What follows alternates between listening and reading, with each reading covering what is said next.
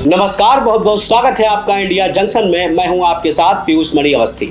उत्तर प्रदेश में विधानसभा चुनाव से पहले होने वाले उपचुनाव की तैयारी सभी दलों ने जोर शोर से शुरू कर दी है।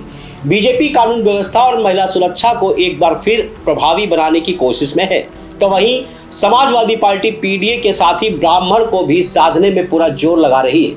लेकिन बसपा प्रमुख मायावती ने भी इस बार एक ऐसे मुद्दे को अपना हथियार बना लिया है जिसे सपा और बीजेपी के लिए माया एक बड़ी चुनौती बन सकती है। क्या है माया का वो प्लान जो बिगाड़ देगा सभी पार्टियों के समीकरण? इंडिया जंक्शन की इस रिपोर्ट में देखिए माया का मुद्दा। उत्तर प्रदेश में अब विधानसभा चुनाव 2024 की तैयारियां शुरू हो गई हैं। राजनीतिक दलों की सुबुगाहट तेज होने लगी है।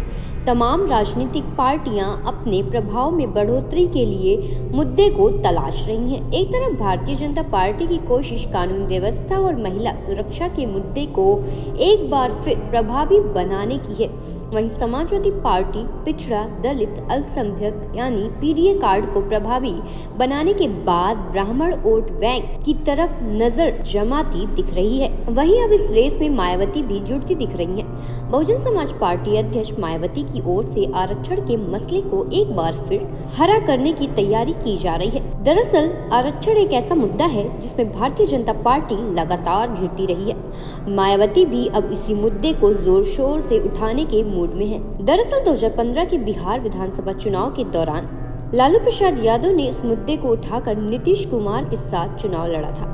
10 साल बाद उनकी सत्ता में वापसी संभव हो गई थी। वहीं यूपी चुनाव 2022 और लोकसभा चुनाव 2024 में अखिलेश यादव भी भारतीय जनता पार्टी पर आरक्षण के मुद्दे के जरिए हमला करते दिखे। उन्हें भी इसका फायदा मिला।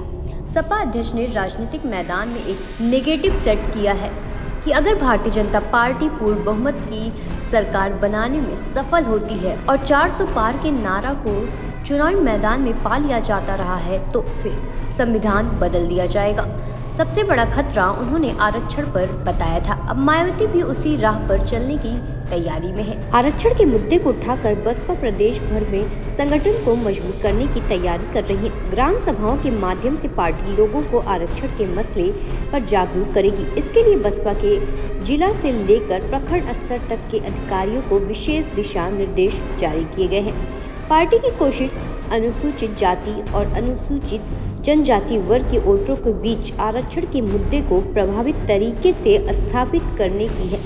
दरअसल 80 के दशक में जब बसपा की नींव रखी गई थी तब काशीराम ने जिसकी जितनी भागीदारी सत्ता में उसकी उतनी हिस्सेदारी का नारा देकर वंचित तबके शासन व्यवस्था में फिट करने की योजना पर काम शुरू किया था। हालांकि मायावती ने 2000 में बहुजन समाज के साथ सर्वजन को जोड़ा था। असर ये हुआ कि 2007 में पूर्ण बहुमत की सरकार बनाने में वो सफल हो गई, लेकिन 2012 में सत्ता से बाहर होने के बाद से पार्टी का प्रदर्शन कभी भी बेहतर नहीं हो पाया। ऐसे में एक बार फिर बसपा प्रमुख बहुजन समाज की तरफ रुख करती दिख रही हैं। इसके लिए आरक्षण का मुद्दा एक बड़ा मुद्दा बनता दिख रहा है। सुप्रीम कोर्ट ने SC/ST आरक्षण के वर्गीकरण के आदेश जरिए बसपा को एक मुद्दा दे दिया है। मायावती प्रदेश में आरक्षण को बड़ा मुद्दा बनाने की तैयारी में है। कोटे के अंदर कोटा यानी उप वर्गीकरण के फैसले को लेकर वो सहमत नहीं दिख रही है। उनका कहना है कि पार्टी सुप्रीम कोर्ट के इस फैसले के बाद भारतीय जनता पार्टी और एनडीए जब चाहेंगे आरक्षण का कोटा खत्म कर देंगे। बसपा के लोग अब गांव-गांव जाकर SC/ST वर्ग के लोगों को ये समझाने की कोशिश करते दिख सकते हैं। दरअसल यूपी की राजनीति में दलित वोट बैंक हमेशा प्रभावी भूमिका में रहा है।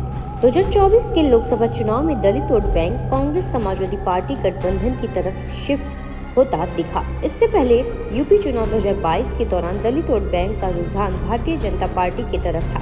कुछ यही स्थिति लोकसभा चुनाव 2019 के दौरान भी देखने को मिली थी। अब मायावती की चिंता अपने बिखरते वोट बैंक को बचाने की है। सुप्रीम कोर्ट के इस फैसले ने बसपा को एक हथियार दे दिया है। इसका इस्तेमाल वो प्रदेश के राजनीतिक मैदान में पार्टी को मजबूत करने की तैयारी में है। खबरों से जुड़े रहने के लिए सब्सक्राइब करें हमारा चैनल इंडिया जंक्शन।